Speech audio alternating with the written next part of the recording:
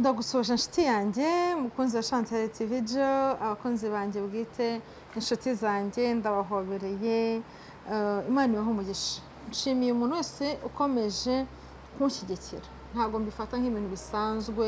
Nimba ari bwo uje uri mushyashya ugeze kuri iyi channel ntugende udakoze subscribe. Imana iguhe umugisha. Ntabwo ntinda rero nkuko hano twavuze ko tugiye kwiga, umuntu wese agomba kwiga, umuntu wese hari ibintu bimugirira umumaro. Nanjye niyo mpamvu navuze nti ikintu cyose cyatuma abantu b'inshuti zanjye cyangwa abakunzi bacu hari icyo bunguka nzagikora. Okay, now uyu munsi mfite indi nkuru. Hari umuntu wanyandikiye inkuru uvuga ngo uzikura, inkuru turazishaka, inkuru tuzi icyatuma cyose tugira ibyo duhindura mu myumvire no mu myitwarire tuzagikora. Hanyuma rero hari inkuru mfite nanone y'umuntu habayeho umuntu akaba umukene hanyuma agakunda kuba yicaye ku muhanda ahantu ku nzira abantu bakunda gucaho ari benshi, yicaye asabiriza, asaba unyuzeho bugacya, twabonye akadutahana, ejo akabyuka akongera akagenda akagira gute akicara hahandi ku muhanda. Hari igihe rero abantu baca ku muntu inshuro nyinshi akajya bakamufata nk'ibisanzwe. Rimwe aza kubona umugabo wambaye neza, abona aturutse imbere afite baga ye, araza gentleman, avuga ati ibyo byose uriya mugabo ntabwo ari bubure kunsigira ikintu gipfa gufatika kabisa. Iratangaye, umugabo yamugeze iruhande hanyuma aramubwira ati wa mugabo wamfashije kuko ngende umuntu usabiriza ko nta kintu mfite, kuko ubuzima bwanjye ari ubungubu bwo hasi, koko wansigiye wagize icyo nsigira. Umugabo aramureba aratangara ati ngewe nguhe ninguha se wowe urampiye? Uwo muntu wasabirizaga ambwira ati se uyu ndeba ngewe uretse ubuzima bwanjye bwo kuba nsabiriza gusa ni iki kintu mu by'ukuri njye nashobora kuguha? Uwo mugabo aramubwira ati nimba wumva mu buzima bwawe wese iyo baguhaye ibyo baguha ubikoze hari abandi ugira icyuha. Aratekereza aravuga ati hoya ntawe ngira icyo mpa kuko nanjye ntacyo nihaye. None se nk'ubu ngubu ko ngewe nyine mbyuka nza hano ku muhanda twamaye nkagenda nkaduhahamo nkarya, urabona naguha iki ko kwa mugabo we? Reba wowe uri umugabo mwiza, usa neza, wambaye neza. Uwo mugabo aramureba aramubwira ati mva nshuti yanjye, nimba wowe buri gihe ushaka abantu baguha akaba nta kintu utanga, nta kintu njye naguha. Ugomba gushaka icyuma nanjye nkabona, ugomba kuba ufite icyuma nanjye nkabona kuguha. Nimba ari amafaranga ushaka nawe wakaba umpa ikindi kintu. Uwo muntu wasabirizaga, uwo muntu wari utambutse arigendera, wasabirizaga asigara atekereza ese ni jyewe? Niyo mpamvu cyangwa mpora nsaba ibintu bitagwira, ni ukubera iki ubuzima bwanjye buhora hasi? Se wenda nuko utwo mbonye twose ntufata nka singira icyo ntanga. Niyo mpamvu kuko uriya mugabo yari yamubwiye ngo ni impamvu udatera imbere ni uko wubaho usaba gusa wakira utagishobora gutanga. Hanyuma uwo mugabo aravuga ati none se njye natanga iki? Aratekereza abona nta kintu mu by'ukuri afite cyo gutanga. Aragenda aza kuva ku mugoroba wenda ajya kuryama aho yararaga, simbizi niba yararaga ku muhanda cyangwa ararahe. Hanyuma aza gutekereza aravuga ati ariko mu gitondo byose aravuga ati ariko wanyura hariya ko hari ahantu hari indabo nyinshi kandi nta wambuza kuzikoramo, nkajya ngenda nkasoromamo indabo, umuntu yajya ampa nk'akantu, nimba ari igiceri niba ari amafaranga nkamuha akarabo. Njye sinaba mfite umumaro mu buzima nkagira icyo mpa umuntu abantu kurusha uko nahora nsaba gusa ntacyo ntanga. Okay, yigira inama asoroma uturabo, noneho umuntu akamuha nawe akamuha akarabo, umuntu akamuha nawe akamuha akarabo. Abantu barishima, noneho abantu bakamuha ari benshi.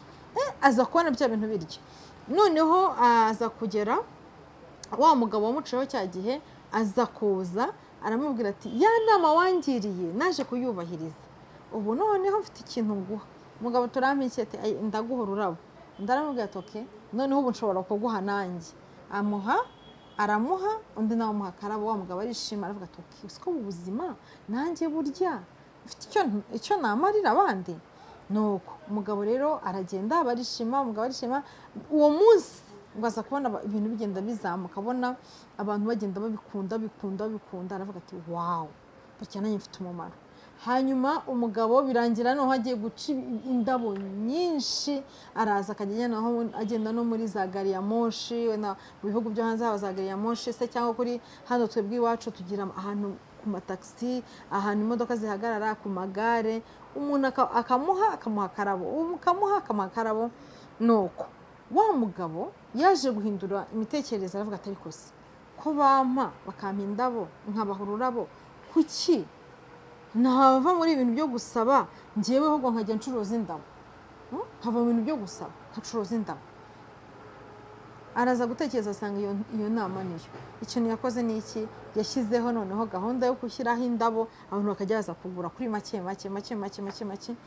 hanyuma aza kubona ibintu biragenda atangira kuba umucuruzi kabisa w'indabo ukomeye muri ako gace abona ubuzima bwe butangiye guhinduka aravuga ati what burya muri njye harimo ubushobozi ntarinzi aracuruza aza ko umugabo ukomeye atangira kuryambara neza nk'abakomeye nyine undi yabaga yambaye ibicocero yicaye ahantu hamwe yicaye hasi aza kujya kubitamo agasuti akambara akahita yambara agakaruvati agakubitamo agakoti ke akakubitamo agakaruvati akambara agakweto ke aza guhura na wa mugabo nanone wamubwiye ati jye sinshobora kuguha igihe cyose nawe ntacyo mpaye aramubwira ati aragenda barahura amusuhuza aramubwira ati uranyibuka ndatihoya tabona rwa mbere duhuye ndavuga ati ntabwo unyibuka ntabwo wibuka umuntu wajyaga aho yicaye hariya ku muhanda asabiriza ukambwira ngo igihe cyose nsaba ntacyo ntanga ngo nzahora ndi hasi ngo ntushobora guha umuntu wowe adashoboye kugira ikindi nawe aguha ni jyewe naje kureba mu buzima nsanga ni jyewe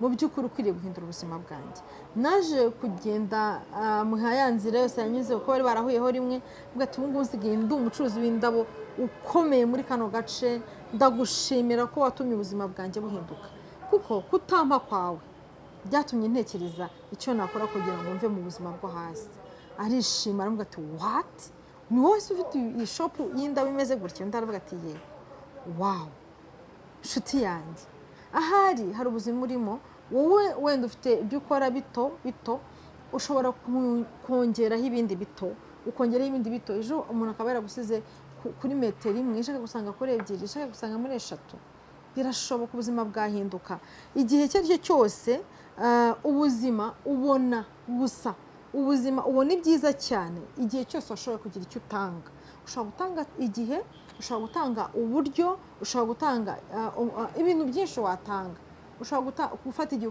ugahurira n'inshuti zawe ukava ku rwego ukajya ku rundi ubuzima bwawe wagira icyo ubukoraho wahindura imitekerereze yawe wahindura iyo uhinduye imitekerereze buri gihe uhindura n'ubuzima n'imibereho y'ubuzima bwawe nimba utarajya kubibona haguruka aho wicaye va kuri ibyo bintu byonyine wicayemo tekereza ikindi kintu wakora hindura hano kuko nuhindura hano uzahindura n'ubuzima bwawe uzahindura ubuzima bw'abawe uzahindura ubuzima bw'inshuti zawe ndagushimiye rero ko nanone wagiriye Chantal TV Jo icyizere abantu benshi ndabashimira ko mwakoze subscribe abandi ndabashimira ko mwakoze like abandi ndabashimira ko mukora comment nawe wakora comment ese uzwi ukoze comment n'undi muntu utari ufite hari ibintu byinshi byungura ari njye biramfasha nanjye nkamenya ko byabafashije hari n'undi uza akavuga ati wow iyi comment nayo iranyubatse ndifuza ko abantu tuba kuri uyu muyoboro twese twashyigikirana Imana iguhe umugisha naho ubutaho ciao ciao